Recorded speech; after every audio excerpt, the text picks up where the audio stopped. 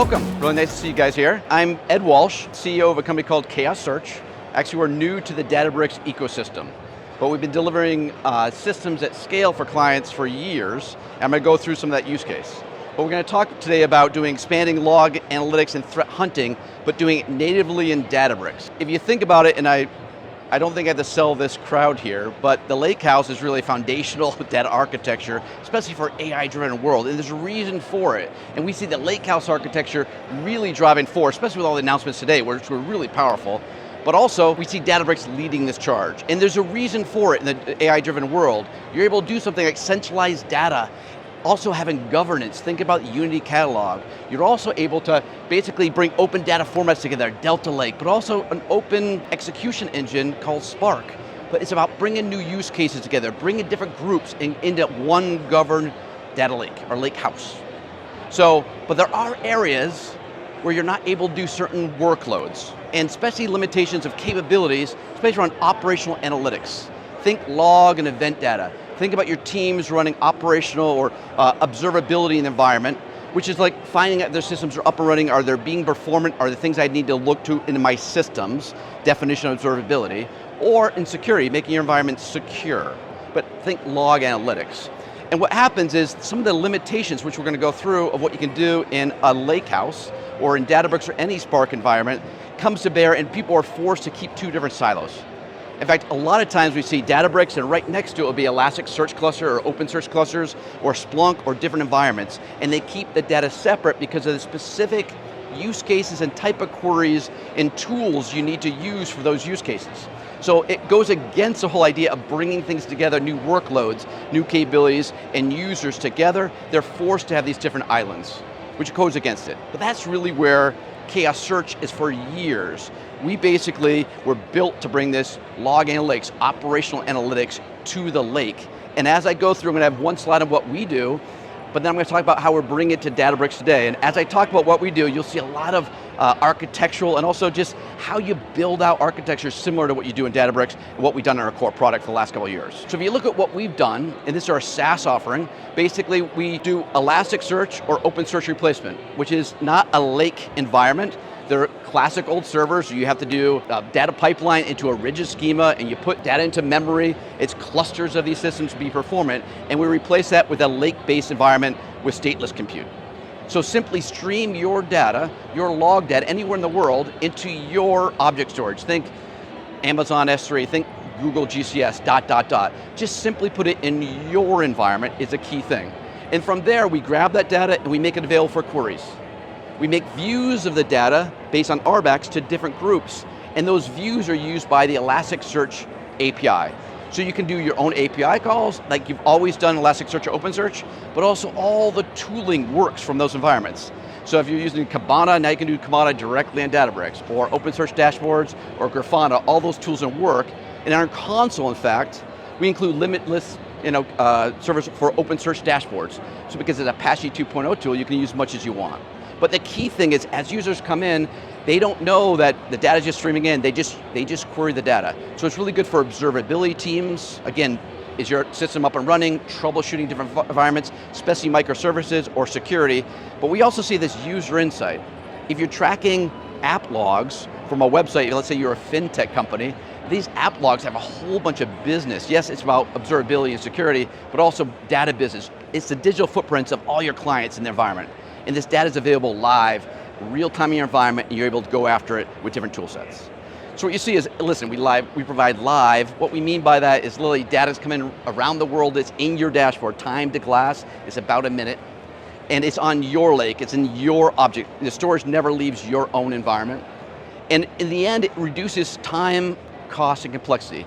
They're not lake-based, so if you're used to a lake-based, you understand the thing, they're literally setting up services pipeline into rigid servers and clusters of servers that stand up and stay up. So we save a lot of time of that environment for the team, but also costs. We typically save about 50 to 80% hard dollars. The check you write every single month to your cloud provider for compute, but also the little bit you send to Elasticsearch. But even if you're doing open source completely with no support from Elastic, we're still saving you 50 to 80% pretty consistently. And it ends up being proven at scale. So some of our examples would be Equifax. In fact, they have a case study on our website saving 90% hard dollars and freeing up their team 25%. But other companies like Klarna, big fintech in Europe, we also have security companies like Cisco, different departments, but one really good referenceable one is Talos, which is a security data lake. Databricks sitting right next to what we do. It used to be Databricks sitting right next to Elasticsearch, and now it's our environment. And then also people are embedding this in their environment. So Armor Security or Blackpoint Cyber, up and coming MDR company that allows them to actually look in their Elasticsearch. We're able to free their team up, save them a lot of money, but not change anything in their overall application. Enough about what we do. Gartner gave us a cool vendor status last year. It's kind of, they pick a couple companies in every different industry segment, and so they honored us with last year, but it's really based on the feedback they got from their clients. So this is what we've done for a Databricks audience. Let's say the unique capabilities that we bring to the environment that are going to be required when we come over to Databricks to have this user and this data come over. The first one is efficient text search over telemetry data, and they're looking for the unknowns. They don't know what they're looking for. They're doing wildcard searches. They're trying to find little things and they're finding out where else things are in the environment. That's a type of search. You can do search in SQL, you can do it in environments, but this type of search is much broader and more powerful, and it's how they think through, and they're searching for unknown unknowns. Second one is really now this is not for infrastructure logs, which are pretty straightforward, but for app logs, think about your developers themselves or third-party applications. We see industry standard, they're going to JSON logs. Why? They're standard, they're self-describing, they're very flexible for your developers, and they're really rich in data. The developers love it because it's flexible. The analytics on it are wonderful, either for the developer or business people, but the guy in the middle keeping this really makes it restrained in these data environments. So you have to be optimized for this live JSON, literally time to glass, something happens in the world, it's in your glass in under a minute. But also, they have very wide and dynamic schemas. It's changing all the time, and I'll talk a little bit about this nested fields that are based upon how people do JSON that are really troublesome, and we handle it pretty simply. But basically, these type of logs, we consistently see, it's not odd to see 10, 20, 30,000 columns. Imagine that as an environment. It's also very dynamic. You want your developers to actually change, to add a new feature, add logging to it. You want a new game environment, new feature set, log it. So the schema is constantly changing. And then the third one is this nested concept. So let's do all these microservices, let's say you're a fintech, you're going to do hold down periods of 5 minutes or 2 minutes or 1 minute. That means like every 1 minute, you're going to store up all those things nested at whatever user did or whatever activity and ship it off at once, because all the different microservices have to come together. That ends up being really difficult because on June 11th, you might have, in that 1 minute, a handful of transactions. But if you're a Black Friday moment, whatever your industry has it, you could have 30,000 transactions, and I'm not exaggerating it whatsoever. And what happens is a log goes from 5 to 30,000 times bigger, and it's at a moment's notice, and that's how you want to do it. So this becomes very challenging for your data analytics team and the data pipeline and managing clusters. We do it seamlessly. In fact, we keep it small, but you can go after all that data very easily.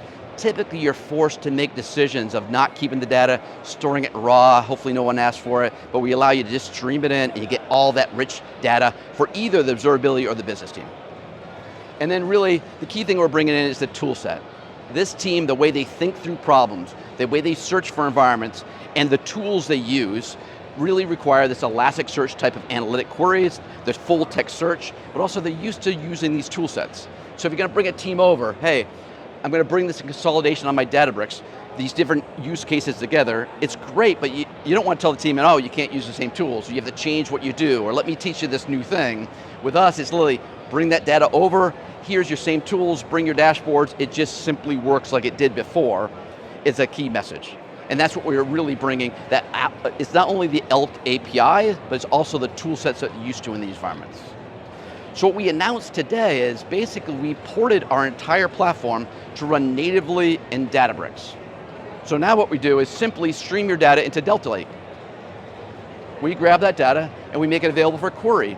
The same views are available and different users can use it with their ELK API, their dashboards, or they can use the different tools we provide, like open source dashboards. But also the same views are available to any other use case or any other users. It's in Delta Lake, it's in Unity, so any user can take that same view of this real-time data and they can use SQL on it, or machine learning, or train your LLMs. This is a really good use case for private LLMs to make your job of finding security and observability much easier, and you're able to do that. Also, we ported the application, so all these queries are running 100% in basically your compute cluster. It's just a job. Our application is a job inside Databricks. So you're able to bring it over. And then so what we like to say is we're bringing log analytics in that specific user, these capabilities that they need, the tools that they need, and these users to Databricks community. But also, you give them the tools they need, because it's one thing to bring the community and say, you got to start new or try something new. It's going to say, and you can keep all the tools you're used to. But then secondly, you're able to say to the same people, I'm also bringing the lakehouse and AI to you guys.